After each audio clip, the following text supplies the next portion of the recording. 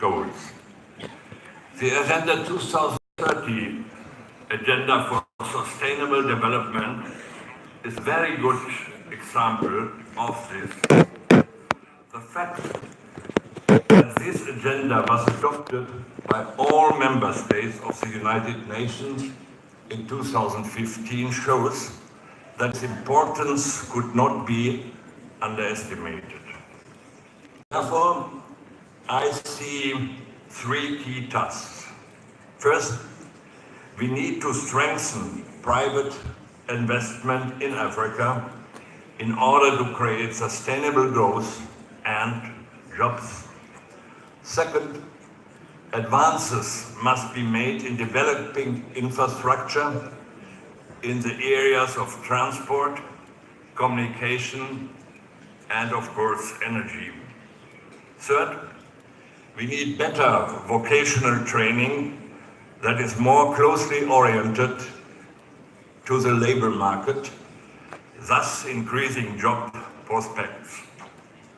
I'm convinced that the 21st century is a century in which Africa will finally make big efforts, and that there will be no stability and prosperity in the world in the 21st century unless the problems of Africa are resolved.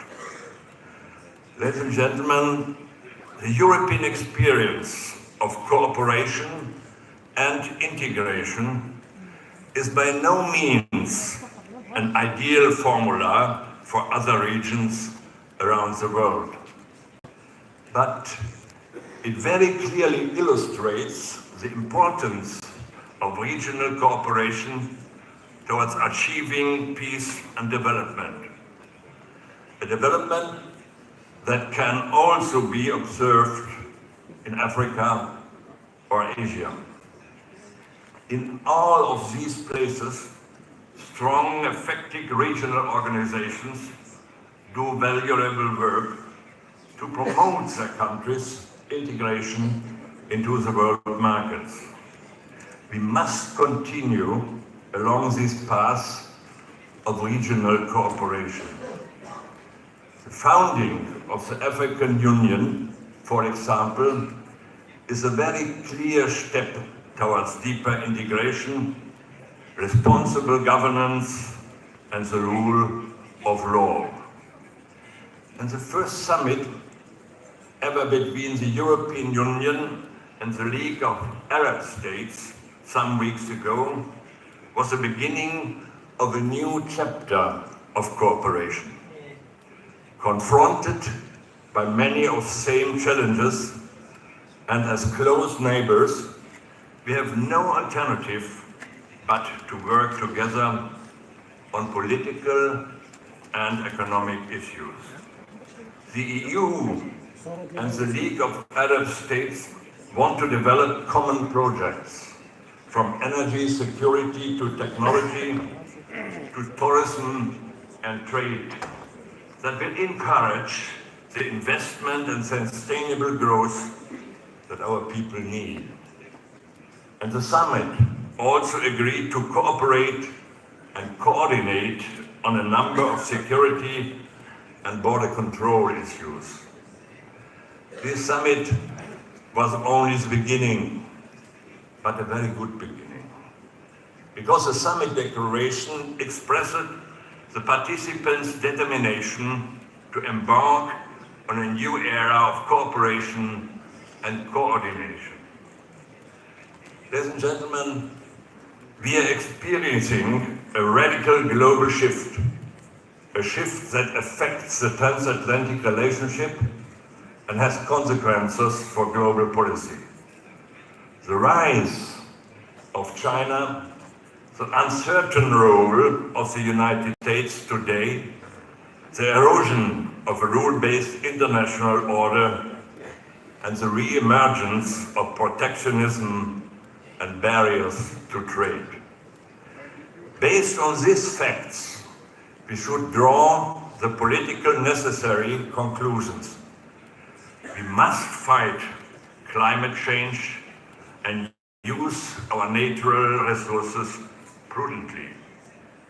And that this is not only a task for politicians, but also a responsibility of business. Economic growth, environmental protection, and social progress is possible through technology and management innovation, and of course, talent development. Our country's success, and this applies both to the past and future, depends on our ability to innovate. It depends on technological leadership, research, and a highly skilled workforce. Ladies and gentlemen, we can only continue to guarantee prosperity and social stability in the era of globalization if we continue to focus on education, research, and innovation. We need researchers, pioneering spirit, entrepreneurs who think creatively, and politicians who create the right framework for innovation. What we need in all societies is greater investment in the future, more investment in childcare, in better education in schools and universities, in research and development. An open world life on the basis of international law and rules that apply everyone. I firmly believe that peace depends on the strength of law, not the law of the strong. We must ensure that in the long term our world remains worth living in. We will need to come to an understanding on a reduction of greenhouse gas emissions and slow down the climate change. We must extract the greatest possible benefit for all from the global integration on the world economy.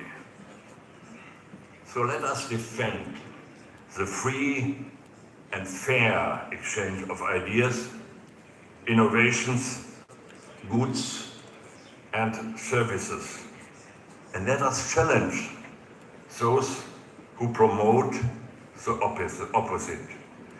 We must promote understanding between different cultures.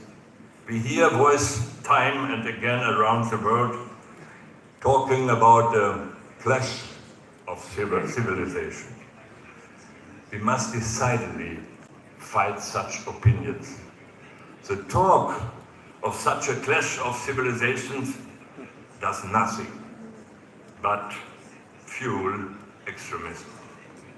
We would be far better advised to emphasize these things that different cultures have in common, to point to the values we all share and that therefore unite us, just as a desire of live in peace and in an atmosphere of tolerance.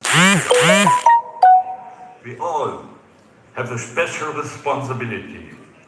Our response to those challenges will determine the direction which a globalized world will take, politically and economically. Thank you for your kind attention.